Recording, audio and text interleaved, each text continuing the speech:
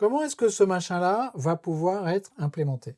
J'ai ma classe contrat et le type builder qui est référencé ici, c'est en fait une classe interne à l'intérieur de contrat et qui s'appelle builder. Elle est statique et elle est également publique parce que j'ai besoin de l'appeler de l'extérieur de la classe contrat. Et à l'intérieur de cet objet builder, bah, il faut que j'ai des champs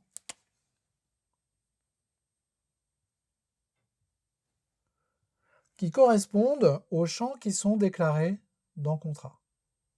Donc si j'ai 50 champs dans contrat, bah, je vais avoir autant de champs dans builder, éventuellement même quelquefois plus de champs dans builder. Donc cet objet builder, ce n'est pas un objet nécessairement simple à générer. Et puis à l'intérieur de mon builder, bah, je vais avoir autant de méthodes with que j'ai de champs. Donc with start date qui va prendre une date en paramètre.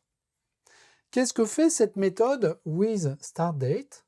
Elle va stocker le champ date que j'ai ici dans un champ, mais non pas de contrat parce que je n'ai pas encore d'instance de contrat, mais dans un champ de builder.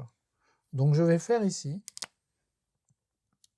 start date, et je vais même mettre this.startDate égale D. Donc je recopie le pointeur vers cette date dans un champ de builder. C'est un champ de builder, je n'ai pas encore créé de contrat. Donc pour l'instant, il n'y a pas de contrat. J'ai créé un builder ici, et c'est à l'intérieur de cet objet de type builder que je stocke ce champ date. Et qu'est-ce que je retourne? Ben, je vois qu'en fait, ici, j'ai la possibilité d'appeler à chaque fois with start date, with end date, etc., de chaîner les appels. On appelle cette façon d'écrire du code une façon fluent. Ça, c'est le builder dit fluent, c'est-à-dire un builder sur lequel je peux chaîner les appels des méthodes with. Et ça marche si la méthode with start date retourne en fait l'objet builder que j'avais au début. Donc ça se fait de façon assez simple.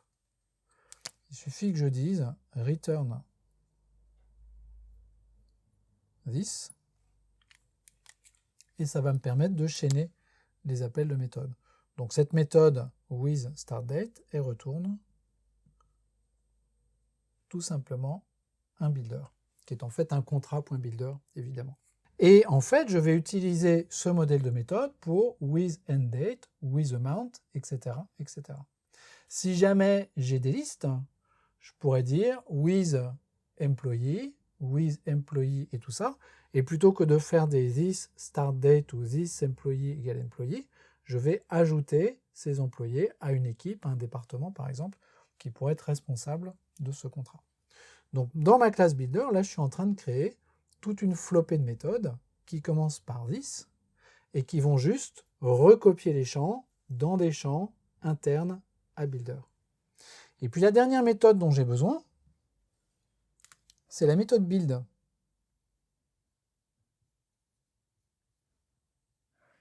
Qu'est-ce qu'elle va faire cette méthode build? Sa responsabilité, c'est d'instancier l'objet contrat. Alors, est-ce que j'ai besoin d'un constructeur super compliqué dans contrat pour pouvoir instancier le contrat? Pas nécessairement. Je peux très bien dire, mon contrat, il a juste un constructeur vide. Ok, donc je vais faire contrat égale new contrat.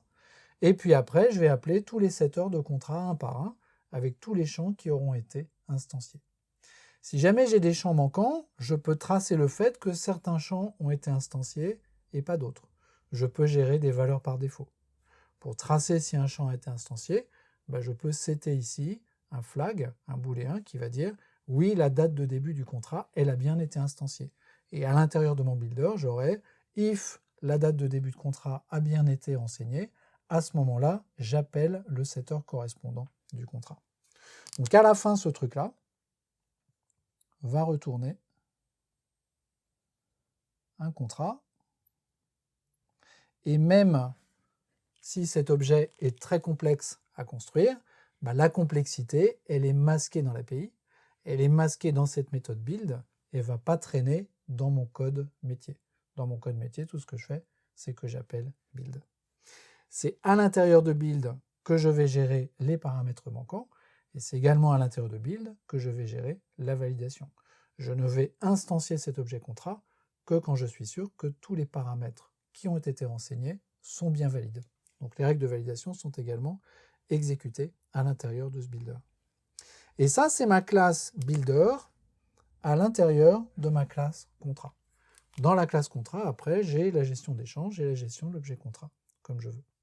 Donc voilà comment on peut implémenter ce pattern builder avec une façon fluent d'appeler toutes ces méthodes.